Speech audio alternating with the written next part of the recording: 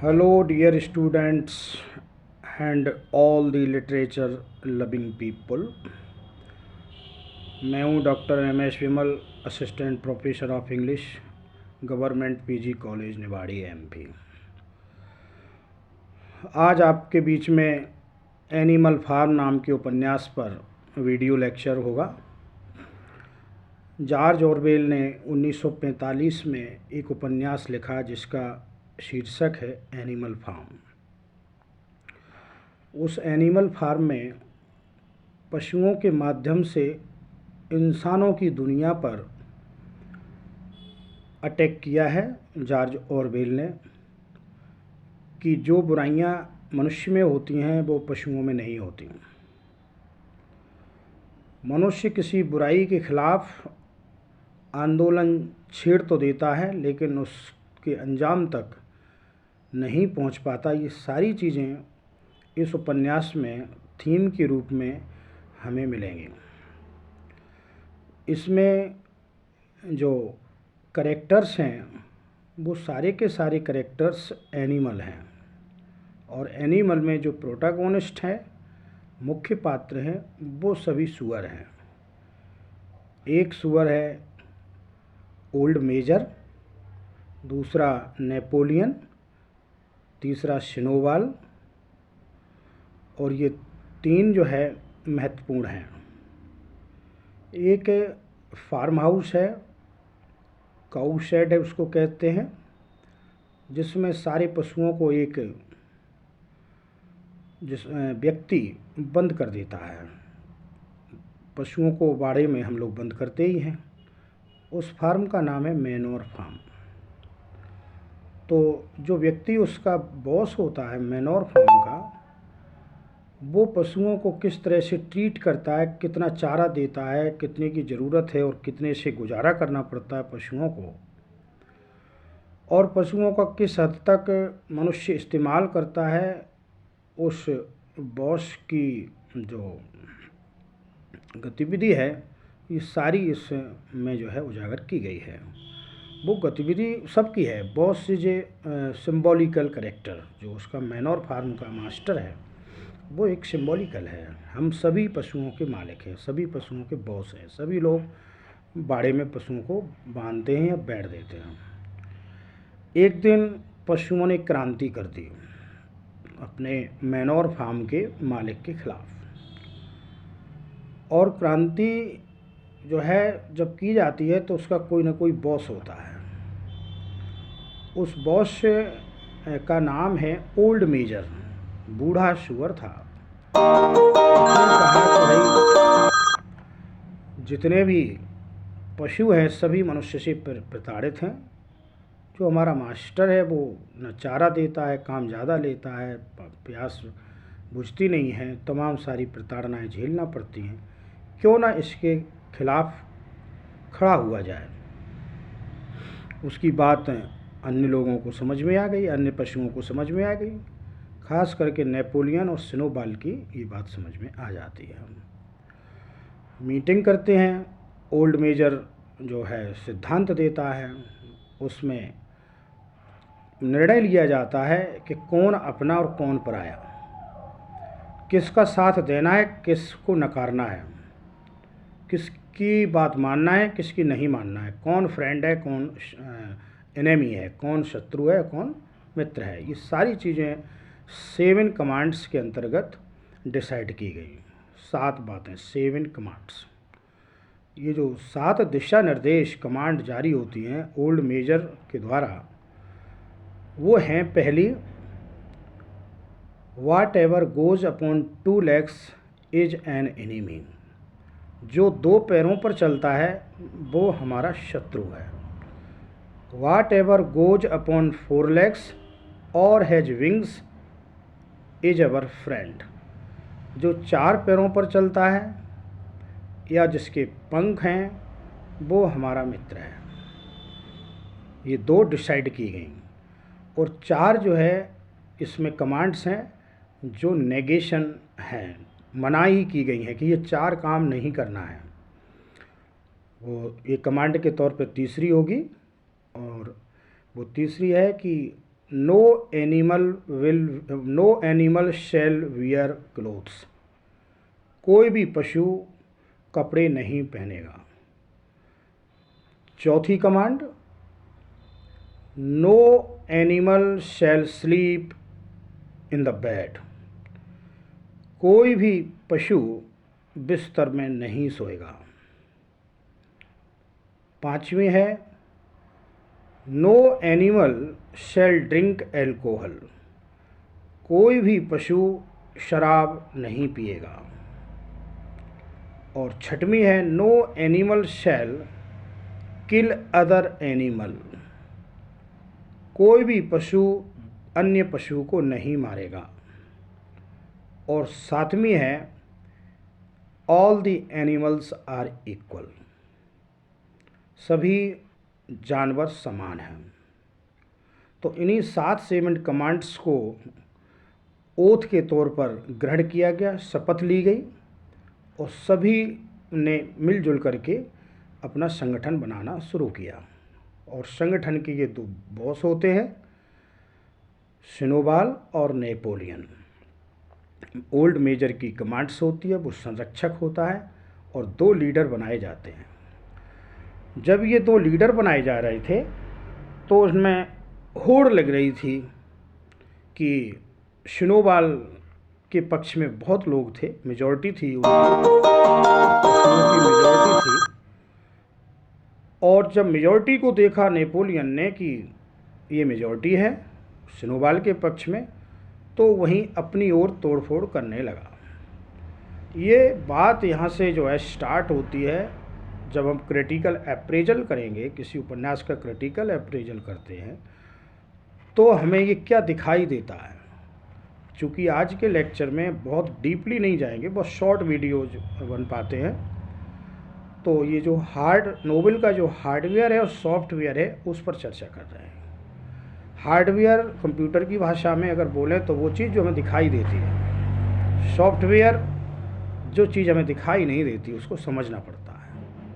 तो हार्डवेयर में 3 चीज़ें आती हैं किसी उपन्यास में, उसका प्लॉट, करेक्टराइजेशन और उसकी theme. Plot, characterisation and technique. तो प्लॉट के तौर पर ये पूरा का पूरा उपन्यास रशियन रेवोल्यूशन पर और टिका हुआ है। फ्रेंच रेवोल्यूशन, रशियन रेवोल्यूशन, जिसमें स्टालिन, ट्रोट्स्की, इसमें जो थ्योरी दी गई है, ओल्ड मेजर है जो, वो कार्ल मार्क्स को रिप्रेजेंट करता है। ओल्ड मेजर को कार्ल मार्क्स समझा जा सकता है। तो ये जो है चीज़ें, जब हम उसकी थीम देखेंगे और मैसेजिंग देखेंगे, कीनोट देखेंगे, तो उस पर हम सॉफ्टवेयर समझ में आएगा कि थीम क्या है इसकी, सेंट्रल आइडिया क्या है, मॉरल मैसेज क्या है, इसका कीनोट क्या है। तो अभी हम बहुत सारी चीज़ों में डीपली नहीं जाना चाहेंगे। धीरे धीरे संगठन बन तो गया और उसमें 2 जो प्रतिनिधि चुने गए उनमें काफ़ी अंदरूनी कंपटीशन जा गया। स्नोबॉल के मन में बहुत सारी चीज़ें थीं, ओल्ड मेजर को वो ज्यों का त्यों अप्लाई करना चाहता था, कुछ अपनी अलग से और बात जोड़ना चाहता था। उसने कहा ये 7 कमांड्स लोगों को याद नहीं होंगी, पशुओं को याद नहीं होंगी, क्योंकि ये बताने में लोग निकल जाता मुँह से, वहाँ पर सारे के सारे पशु हैं, तो पशुओं को समझ में नहीं आ सकती, तो इसलिए उसने जो है एक लाइन में बात कही कि एक कमांड याद रखो, whatever goes upon 2 legs is our enemy. दूसरी enemy, and whatever goes upon 4 legs और has wings is our friend. जो 2 पैर से चलता है वो हमारा शत्रु है, और जो 4 पैर से चलता है और या जिसके पंख हैं वो हमारा मित्र है। बहुत सारी बातें सुधार की स्नोबॉल ने, और कहा कि क्यों ना एक पवन चक्की का निर्माण किया। पवन चक्की के निर्माण से पशुओं को कम काम करना पड़ेगा, कम घंटे लगेंगे और इस मनुष्य का जो बॉस है मैनोर फार्म का, उसका विरोध किया जाए। सुबह होती है, मैनोर फार्म का मालिक आता है, सारे पशु उसको खदेड़ देते हैं। पशु अब स्वच्छंद हो जाते हैं, उस मास्टर की अब मालिकी नहीं चलती है। जब मनुष्य से या मास्टर से छुटकारा मिला तो पशुओं ने फिर योजना बनाई कि एक पवन चक्की का निर्माण करते हैं। उस पवन चक्की के निर्माण से हम लोग पशुओं को कम काम करना पड़ेगा। चारा, भूसा या जो पानी है जो हम अपनी मर्जी से पिएंगे, मर्जी से विचरण करेंगे, मर्जी से हवा खाएंगे, और मनुष्य जाति का किसी भी प्रकार का कोई कमांड नहीं रहेगा। जो 2 पैरों से चलता है उसका किसी तरह का कोई कमांड नहीं रहेगा। 7 तो हो गए, मीटिंग तो हो गई, लेकिन इसके बाद की जो कहानी है वो बड़ी ख़राब है। जो हमारी पूरी देश और दुनिया की पॉलिटिक्स में होता है वही उसमें होता है।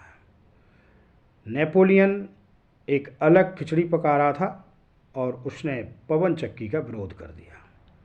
उसने कहा कि पवन चक्की का निर्माण हम पशुओं के लिए ठीक नहीं है और सिनोवाल का जो प्लान है इसको विफल किया जाए। लिहाजा उसने कुछ लोगों को कुछ पशुओं को तोड़ करके और सिनोवाल के विरोध में खड़ा कर दिया। पवन चक्की का विरोध हो गया। अंततः वो नेस्तनाबूद हुआ सिनोवाल और उसकी लीडरशिप हाथ से निकल गई। किसी तरह से हत्या करके उस लीडरशिप को हाथ में लिया नेपोलियन ने, और जैसे ही नेपोलियन ने हाथ में लिया तो उसने अपनी मेजॉरिटी बनाई, सारे पशुओं को एकत्रित किया और उसे कन्विंस किया, पूरी मेजॉरिटी को, सारे पशुओं को, कि हमें अब पवन चक्की का निर्माण करना है, क्योंकि पवन चक्की के बहुत सारे फ़ायदे हैं और इन फ़ायदों को हमें लेना है। जब उससे पूछा गया कि ये तो सिनोवाल ने ही ये प्रोजेक्ट शुरू करना चाहा था, तब उसका विरोध क्यों किया गया, तो उसने कहा कि बहुत सारी चीज़ें एकदम समझ में नहीं आती हैं। आज वो चीज़ समझ में आ रही है। अब हमें पवन चक्की के फेवर में काम करना होगा। तो इस तरह से ये एनिमल फार्म की संक्षिप्त कहानी है। प्रोजेक्ट कहाँ तक सफल होता है कि नहीं होता है, इसके क्लाइमेक्स तक जाने के लिए आपको डीप रीडिंग करना होगी उपन्यास की। इसमें कौन कौन से थीम निकलते हैं, कौन कौन से करेक्टर्स हैं, कौन कौन सा करेक्टर हमें कौन कौन सी प्रेरणा देता है।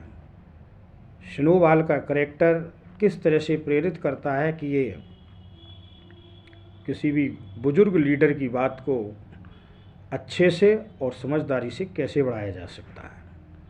नेपोलियन का करेक्टर हमें आगाह करता है कि किसी भी संगठन में नेपोलियन जैसे लीडर्स हो सकते हैं, और जो उनकी सिविल कमांड्स हैं, ये सिविल कमांड्स एक किसी भी संगठन को चलाने के लिए किसी न किसी तरह का बायलॉज बनाना पड़ता है। तो उस बायलॉज के अंतर्गत ये सिविल कमांड्स हैं। इसमें जो थीम्स हैं ये पॉलिटिकल हैं। फ्रेंच रेवोल्यूशन और रशियन रेवोल्यूशन को रिप्रेजेंट करता है। यद्यपि वो रेवोल्यूशंस कालांतर में नहीं हैं, आज प्रेजेंट नहीं हैं, परंतु रेवोल्यूशन समाज से कभी ख़त्म नहीं होती। दुनिया से कभी भी रिवॉल्यूशन ख़त्म नहीं होती, चाहे वो सोशल रिवॉल्यूशन हो, पॉलिटिकल रिवॉल्यूशन हो, स्पिरिचुअल रिवॉल्यूशन हो या आइडियोलॉजिकल रिवॉल्यूशन हो। किसी भी तरह की रिवॉल्यूशन में ये सारी चीज़ें, ये घटनाक्रम घटित होता है। सभी स्टूडेंट्स और लिटरेचर प्रेमी सभी को मेरा नमस्कार, इस उम्मीद के साथ कि जॉर्ज ऑरवेल का 1945 में लिखा हुआ उपन्यास अवश्य पढ़ें। जिस भाषा में आप पढ़ सकते हैं उसमें पढ़ें। सभी भाषाओं में लगभग उनके अनुवाद हैं, ट्रांसलेशन है। ओरिजिनल भाषा में अगर आप पढ़ते हैं तो अति उत्तम होगा। आज की वीडियो क्लास में सिर्फ इतना ही। Thank you, have a nice day.